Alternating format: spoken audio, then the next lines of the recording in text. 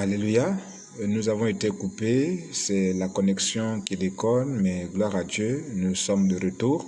J'étais en train de dire que le livre de Luc, chapitre 22, verset 44, renvoie donc comment on appelle ça, à Jésus qui était donc dans le jardin de Gethsémane, et il est en train de prier parce qu'il était sur le point donc d'aller à la croix.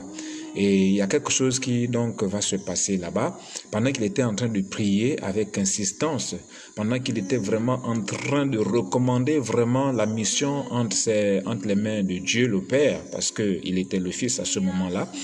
Alors il y a quelque chose qui va se passer, c'est que la sueur va sortir de son visage, il va transpirer vraiment à grosses gouttes, et les gouttes là vont se transformer en grumeaux de sang. Alléluia. Autrement dit, la sueur qui représente l'eau va se transformer en sang. Alléluia.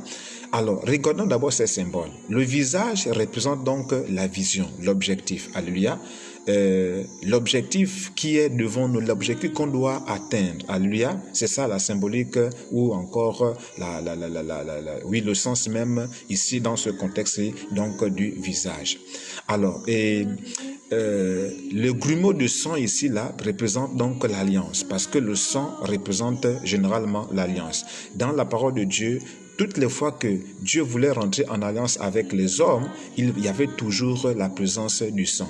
Et même Jésus lui-même, lors de la Sainte Seine, avant même qu'il n'aille à Gethsémane, il va donc boire et manger avec ses disciples. Il va présenter la coupe dans laquelle se trouvait le vin. Il va parler de cette coupe-là en tant que son sang qui est donc la prophétie de l'alliance, son sang qui est donc le symbole même de l'alliance nouvelle. Alléluia. Donc ici, le sang typifie l'alliance.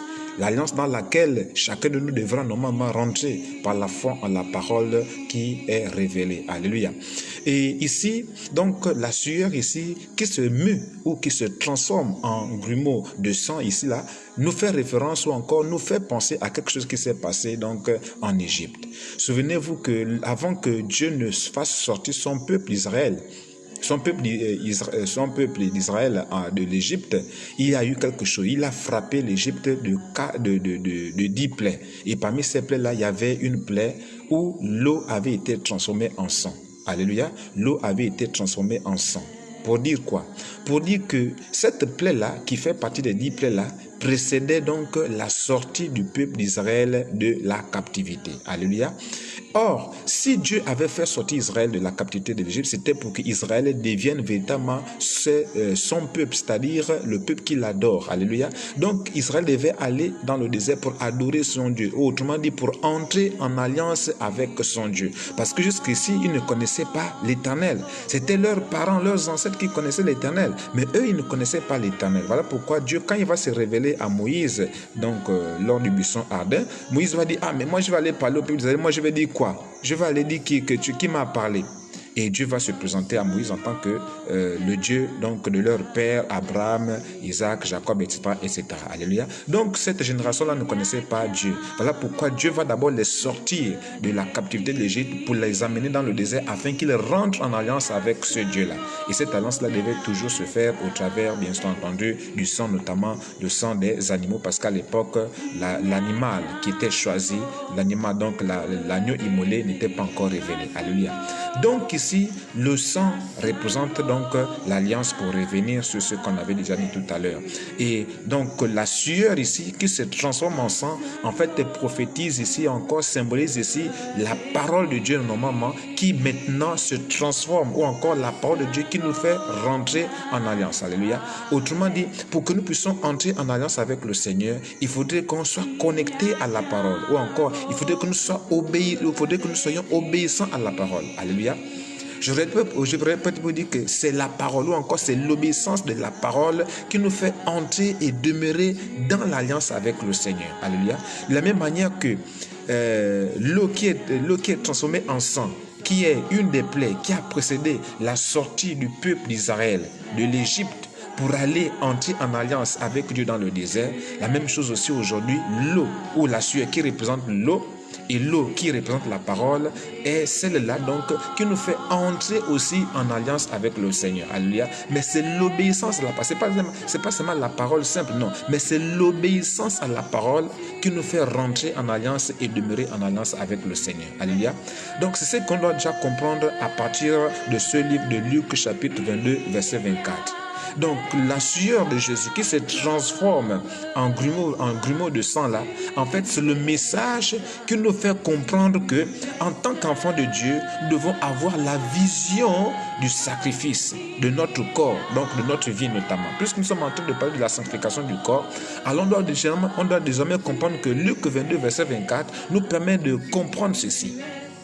En tant qu'enfants de Dieu, nous devons avoir la vision, nous devons avoir l'objectif de sacrifier notre vie, notamment notre corps, pour pouvoir rentrer en alliance avec Christ. Alléluia. Parce que lorsque nous lisons le livre de Romains chapitre 12, verset 1, il est écrit quoi? Il est écrit que nous devons offrir notre corps comme un sacrifice vivant. Alléluia.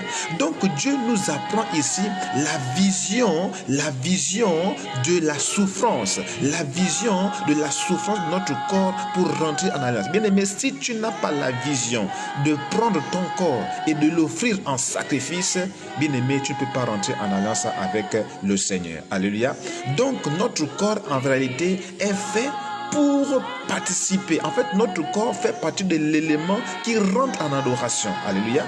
Au travers de notre corps, nous rentrons en alliance avec le Seigneur lorsque nous décidons de l'offrir à Dieu comme un sacrifice vivant, saint et agréable.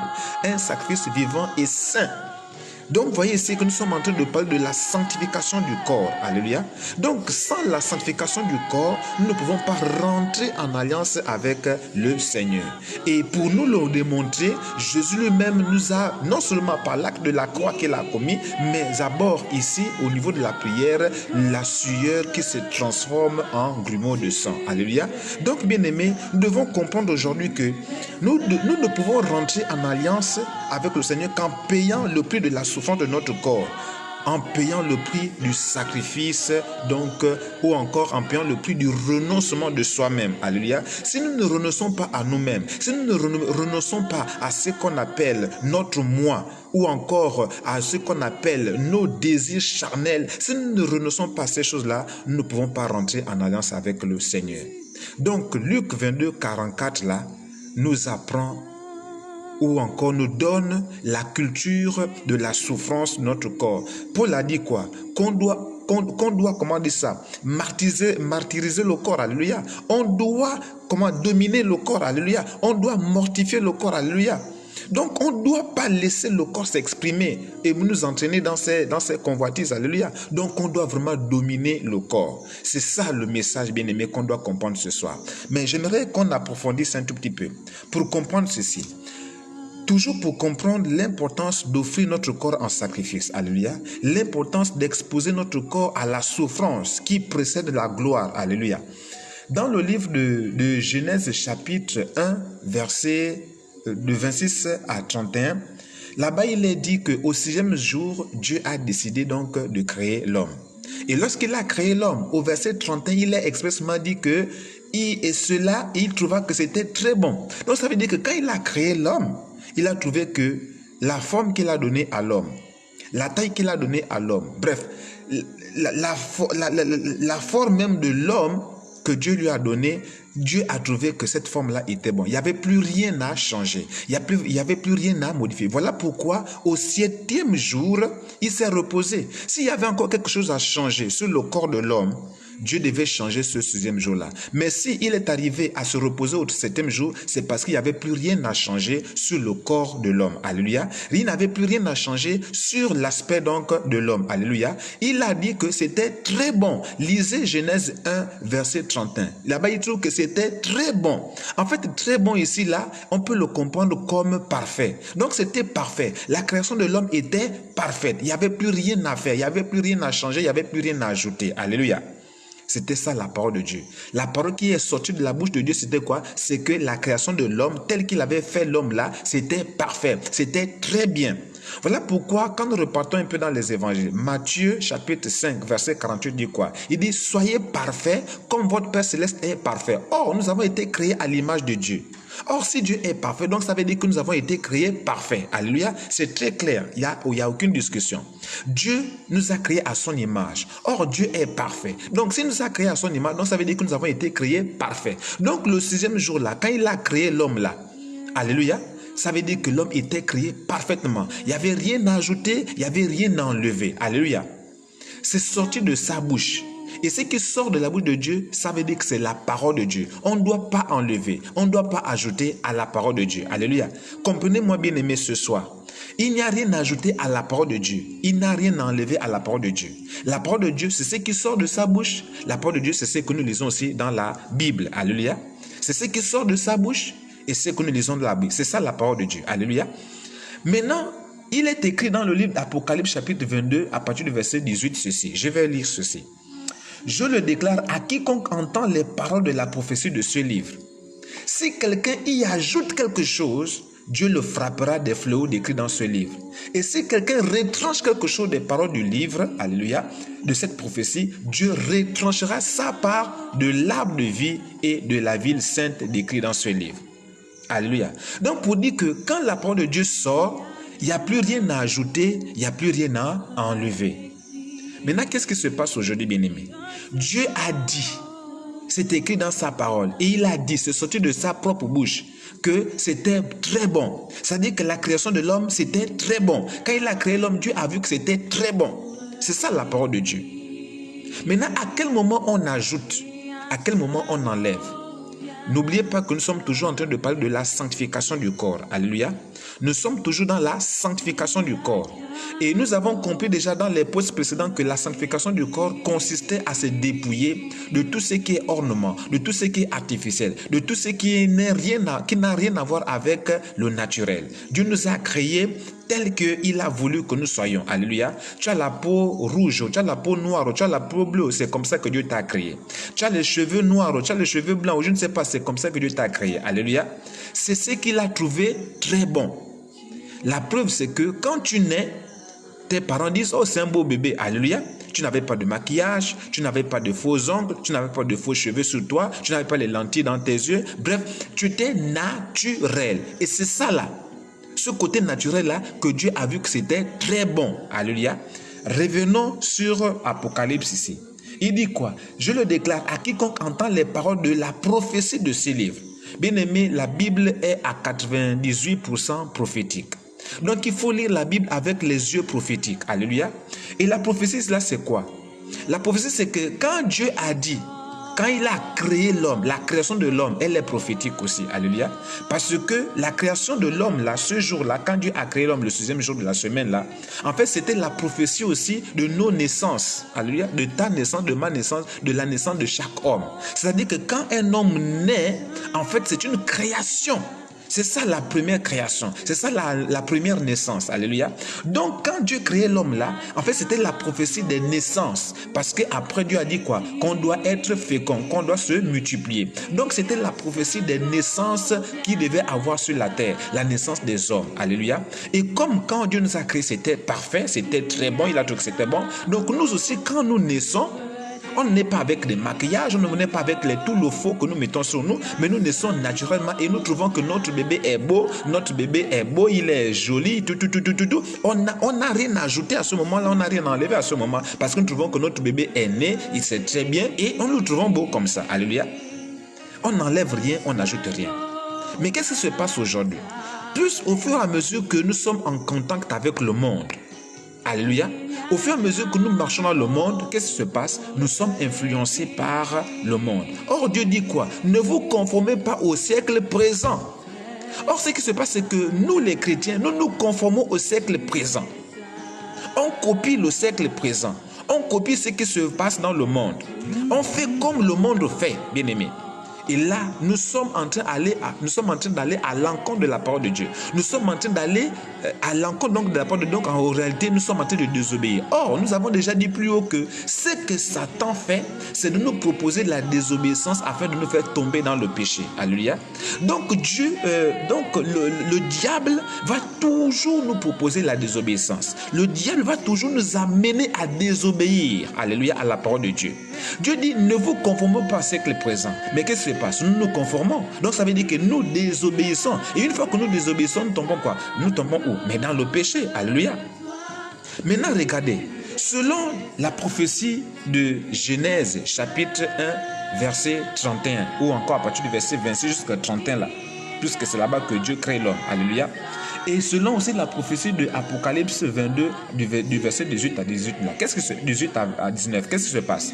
Ce qui se passe, c'est que nous enlevons et nous ajoutons aussi à la parole de Dieu. Or, il est écrit que si on enlève quelque chose de la parole de Dieu, on est frappé. Si on ajoute quelque chose de la parole de Dieu, on est frappé. Maintenant, Dieu a dit que c'était très bon quand il l'a créé, quand il t'a créé. Toi, mon frère, ma soeur, quand tu es né, c'est-à-dire quand Dieu t'a créé, c'est-à-dire quand tu es né, le jour que tu es né, tu n'étais pas naturel. Est-ce que tu avais les rastas sur toi? Est-ce que tu avais tout le maquillage que tu as là aujourd'hui? Est-ce que tu avais les boucles d'oreilles sur toi? Dis-moi un peu. Comment tu es né? Tu es né avec tous ces artifices sur toi ou bien tu es né sans artifice? Est-ce que tu es né avec tout ce que tu bombardes ou que tu badigeonnes sur ton corps là? Est-ce que tu es né avec ça? Non. Tu es né naturel, tu es né libre, tu es né même nu. Il n'y avait rien sur toi. Alléluia. Mais qu'est-ce qui se passe aujourd'hui? Ce qui se passe, c'est que tu ajoutes des choses. Tu enlèves même des choses sur toi. Alléluia. Tu ajoutes des choses qui n'ont rien à voir avec la création de Dieu. Tous les artifices que tu mets sur toi là, tous les faux que tu mets sur toi là, faux ongles, faux cils, faux cheveux, les faux là, vous-même vous connaissez, le maquillage, le faux thème, tout ce que vous mettez sur vous là, les crayons que vous badigeonnez sur vous là, ce sont des choses que vous ajoutez à la création de Dieu. Or, il est écrit dans Apocalypse 22 que celui qui va ajouter quelque chose à la parole sera frappé. Quand tu mets les faux cheveux sur toi, quand tu mets les faux cils, les faux ongles sur toi, bien aimé, tu as ajouté à la parole de Dieu. Parce que quand Dieu t'a créé, il t'a créé naturel et il a trouvé que c'était très bon. Maintenant, toi, tu ajoutes à ce que Dieu a déjà dit. Mais tu seras frappé, bien aimé. Est-ce que tu ne comprends pas que là, tu es dans le faux, dans le tort, quand tu ajoutes des choses sur toi, bien aimé? Comprends un peu, bien aimé. Dieu te dit que celui qui va ajouter à la parole c'était quoi? La parole c'était que c'était très bon. Quand Dieu t'a créé, c'était très bon. C'est ça la parole, bien aimé. Tu veux chercher encore à comprendre quoi là? La parole c'est quoi? C'est que Dieu a dit c'était très bon. Quand tu es né, Dieu a trouvé que c'était très bon quand tu es né. Tel que tu es né là, Dieu a trouvé que c'était très bon. Mais d'où te vient l'idée que tu dois maintenant mettre les faux cils sur toi, les faux ongles sur toi, les faux cheveux sur toi, tout ce faux là que tu mets sur toi, d'où te vient cette idée là? Mais ça te vient tout simplement du monde. Ça te vient tout simplement du monde. C'est ça. Tu copies le monde. Oh, Dieu te dit qu'il ne faut pas copier le monde. Donc, tu désobéis à la parole de Dieu. Non seulement tu ajoutes à la parole de Dieu, mais tu désobéis à la parole de Dieu. Maintenant, avec tout ça, tu comptes aller où, mon frère, ma soeur? Tu comptes aller où, mon frère, ma soeur? Dis-moi. Quand tu désobéis à la parole de Dieu, quand tu marches avec le faux sur toi, tu comptes aller où, mon frère, ma soeur, avec ça? C'est que tu es tombé dans le piège de l'ennemi. Il t'a déjà emprisonné. La preuve, c'est que tu as même du mal à sortir. Toi, ma soeur, mon frère, avant même que tu ne sortes, est-ce que tu ne mets pas le maquillage sur toi? Est-ce que tu ne mets pas les faux cheveux sur toi? Est-ce que tu ne mets pas les faux ongles sur toi? Tu as même du mal à sortir naturellement. Tu as du mal à sortir tel que tu t'es levé le matin sur ton lit. Tu sors, il faut que tu te maquilles. Tu sors, il faut d'abord que tu mettes les faux ongles. Tu sors, il faut d'abord que tu mettes le maquillage, que tu mettes vos faux que vous mettez sur vous là. Bien aimé, ça va vous condamner parce que ce sont des choses que vous êtes en train d'ajouter sur le corps de Dieu, sur le temple de Dieu. N'oublie pas, mon frère, ma soeur, que ton corps est le temple de Dieu. Si tu ajoutes quelque chose qui n'a rien à voir, qui n'a pas de rapport avec le temple de Dieu, tu seras frappé. Tu seras frappé, bien aimé. C'est écrit, celui qui va ajouter. Or, tu ajoutes en mettant les faux cheveux, en mettant les mèches sur toi. Tu ajoutes, tu es en train d'ajouter, bien-aimé. Il faut avoir la compréhension prophétique de la parole. Il faut avoir la compréhension profonde de la parole. Ne pense pas qu'ajouter, c'est dire des choses que la Bible n'a pas dites. Même si ça là aussi, ça rentre en compte. Mais aussi ajouter, c'est ce que tu mets sur toi. Alors que Jésus avait déjà dit que c'est très bon. Alors que je avais déjà vu qu'à ta naissance, c'était très bon. Maintenant, tu dis que non, Dieu, c'est pas très bon. Regarde mes cheveux là. Mes cheveux sont crépus, il faut que je les frise. Voilà. Quand tu as frisé tes cheveux là, toi-même, tu trouves que c'est bon, non? Donc, Dieu, quand il a vu que tes cheveux là, comme ça là, c'était bon, non, c'est pas ça. Donc, il fallait que tu lui montres le standard de la beauté. Donc, c'est toi qui dois maintenant apprendre à Dieu la beauté. Les lèvres qui sont naturellement de la couleur là, tu mets le rouge à lèvres. Donc pour dire à Dieu, oh non, toi c'est Dieu. Voilà la bonne couleur des lèvres qu'il fallait. Comment est-ce que toi qui es intelligent, tu n'as pas pu voir qu'il faut que je mette le rouge sur mes lèvres pour que je sois belle. Toi c'est Dieu. C'est ce que vous êtes en train de dire. Vous êtes en train de corriger Dieu. Le rouge à lèvres là, est-ce que vous connaissez les matériaux avec lesquels on le fait? Bien-aimé, sur le plan spirituel, les rouges à lèvres là, Dieu voit ça comme du sang. Donc vous êtes des vampires ambulants, vous qui mettez les rouges à lèvres. Que vous me croyez ou pas, c'est ça la parole, bien-aimé. Que tu me crois ou pas, c'est ça la parole. Le rouge à lèvres que tu mets là, Dieu voit sur le plan spirituel là comme du sang. Et donc il te voit comme un vampire. Comme un vampire, bien-aimé. Les faux ongles que tu mets la pointure là, ils te voient comme un zombie ou bien, je ne sais pas, comme un sorcier avec les ongles là pour manger, c'est ça, bien-aimé, les faux ongles que tu mets là. Les lentilles que tu mets dans tes yeux là. Les faux cheveux que tu mets sur tes yeux là. Les mèches que vous mettez sur vos têtes là. Les rastas ou quoi, je ne sais pas, vos histoires de beauté superficielle et artificielle là, bien aimé, ça vient du monde des os. Et tout ce qui vient du monde des os, Dieu voit ça comme de l'abomination. Et donc en portant ces choses-là sur toi, bien aimé, tu es tenté de te dénaturer. Et donc tu es tenté d'aller à l'encontre de la parole de Dieu. Bien aimé, il est temps pour toi que tu te ressaisisses. Tu te dis chrétien, tu te dis chrétienne. Mais tu as sur toi les choses fausses. Tu as sur toi les choses du monde des eaux, bien-aimé. Tu es tenté de te tromper pensant que tu es sur le chemin du ciel. Je te le dis, je te parle en tant que prophète. Je te parle en tant que serviteur de Dieu. Je te parle en tant qu'envoi de Dieu. Je ne voulais pas parler de toutes ces choses-là. Mais Dieu m'a donné la force d'en parler. Et je t'en parle ce soir encore. Ce n'est pas la première fois que j'en parle.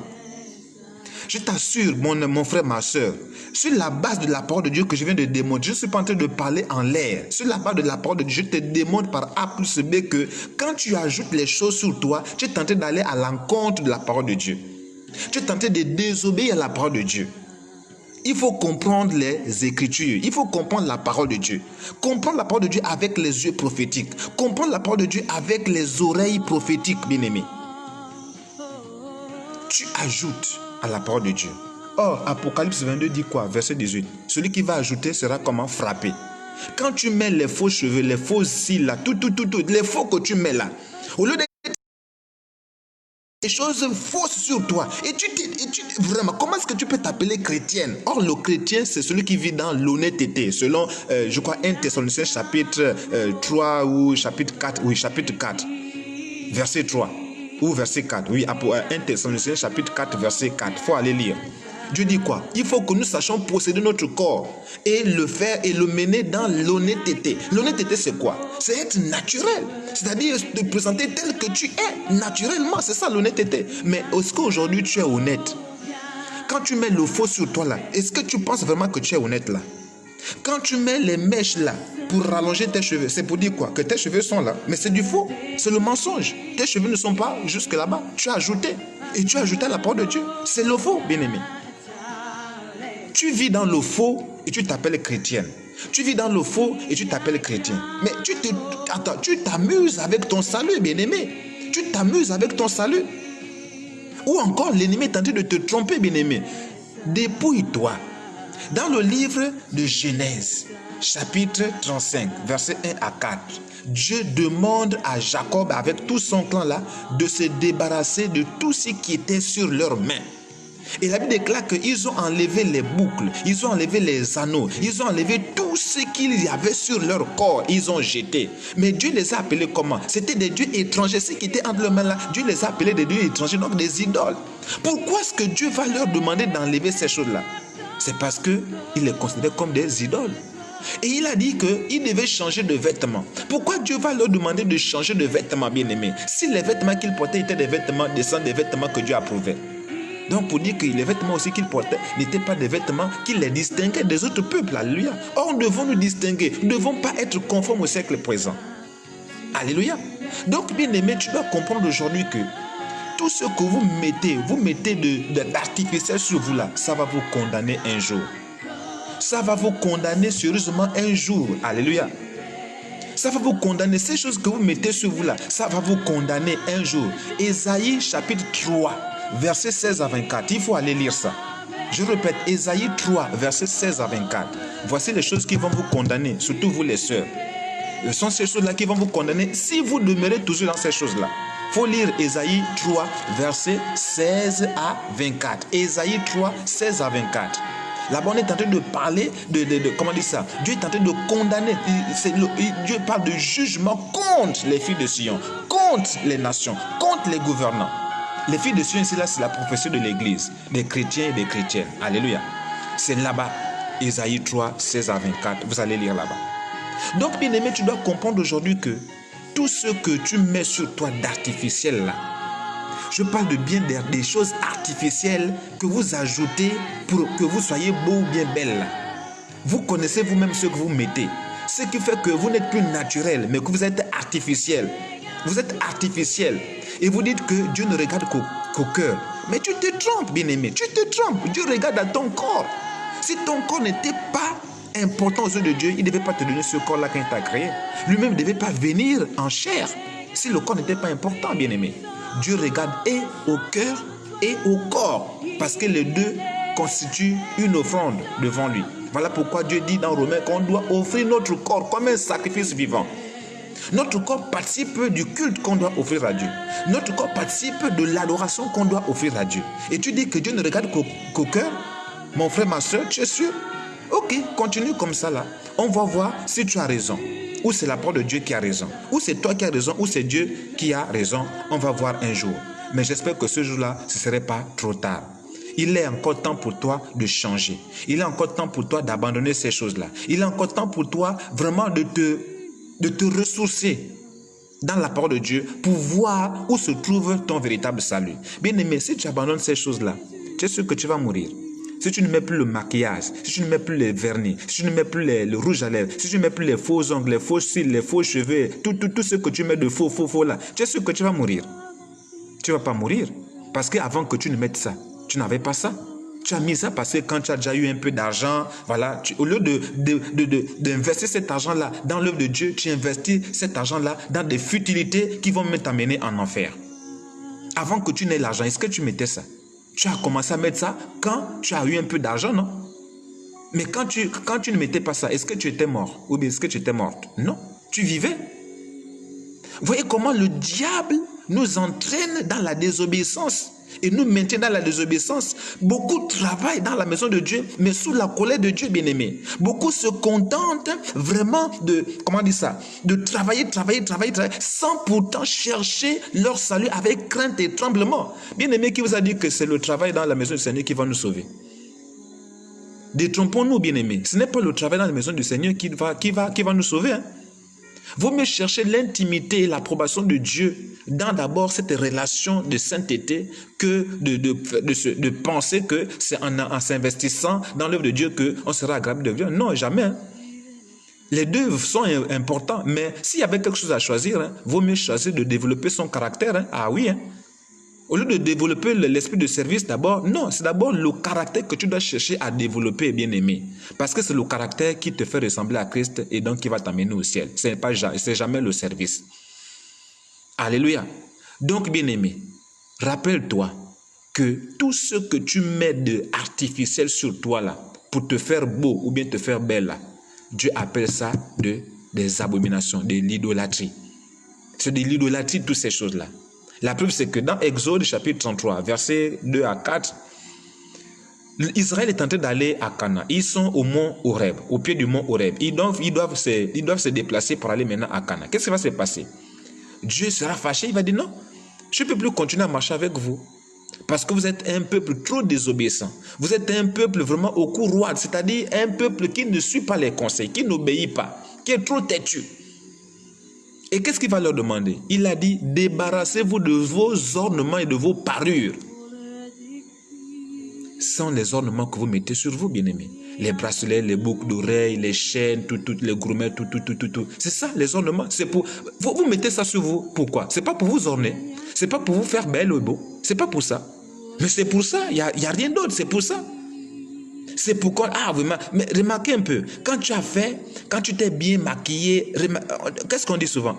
Ma go, ou bien ma copine, ou bien mon frère, ma soeur, aujourd'hui tu es belle, hein? Parce qu'avant tu n'étais pas belle. Avant que tu ne mettes pas, tu n'étais pas belle, n'est-ce pas? Ou bien avant que tu ne mettes ça, tu n'étais pas beau, n'est-ce pas? C'est quand tu as mis ça que tu es devenue belle, ou bien beau, c'est ça, non? Tu vois? Donc c'est pour être beau, c'est pour qu'on vous apprécie, c'est pour qu'on vous convoite que vous mettez ces choses-là. C'est de manière inconsciente, certainement. Peut-être pas consciemment, mais de manière inconsciente, bien aimé. C'est pourquoi on vous convoite de manière inconsciente. Dès que tu acceptes déjà un compliment, tu es beau ou bien tu es belle et tu es content dans le cœur, c'est qu'au fond, c'est ce que tu cherchais. Parce que cette beauté artificielle-là, c'est une beauté des sirènes que tu mets sur toi. Et la sirène, c'est ça son rôle, c'est de séduire. C'est de susciter la convoitise dans le cœur, c'est tout. Et tu mets ça, ma soeur, mon frère, tu mets ça, toi, ma soeur surtout, vous, mes soeurs surtout. C'est vous qui êtes en plein là-dedans. Les maquillages en plein là-dedans. Tout ce que vous mettez sur vous en plein pour vous faire belle, bien-aimé. Changez à partir d'aujourd'hui. Toi qui m'as écouté ou qui va m'écouter, je t'assure, bien-aimé, par les compassions du Seigneur, arrête de te maquiller. Arrête de mettre tout ce qui est faux sur toi là. Sois naturel, pur. Sois pur dans ton corps comme dans ton cœur. Puisque tu dis que tu es pur dans ton cœur, démontre-le par la pureté de ton corps. Enlève tous ces faux-là sur toi.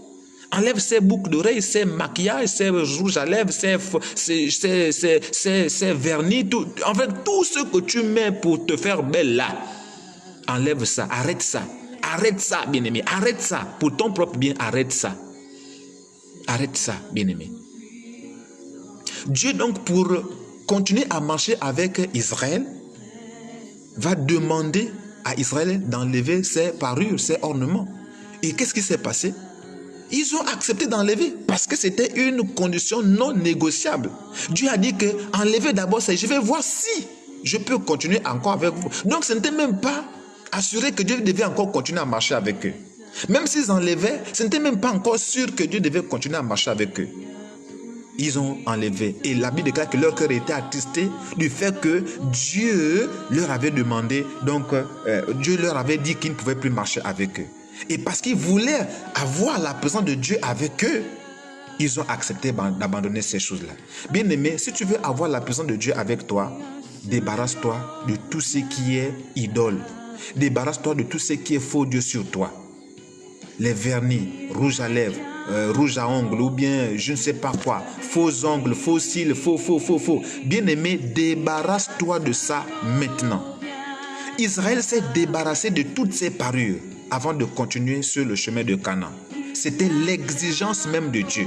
Et Israël a compris que s'il ne se débarrassait pas de ces parures-là, de ces ornements-là, Dieu ne devait pas continuer à marcher avec eux. Maintenant, si tu veux comprendre aujourd'hui la prophétie, comprends que tant que tu as les choses superficielles sur toi, tout le faux que vous mettez sur vous là, mes soeurs, surtout mes soeurs là, bien aimés, tant que tu vas garder ça sur toi, faux cils, faux ongles, faux cheveux, tout ce qui est faux là, maquillage, tout, make-up, tout ça là, Dieu ne sera pas avec toi. Peut-être qu'il va envoyer devant toi son ange, parce que c'est ce que Dieu avait proposé. Donc, allez-y, je vais mettre devant vous mon ange, mais moi-même, je ne serai pas avec vous, pour dire qu'il y a une différence entre la présence de Dieu et la présence des anges. Certes, l'ange représente Dieu, mais l'ange n'est pas Dieu.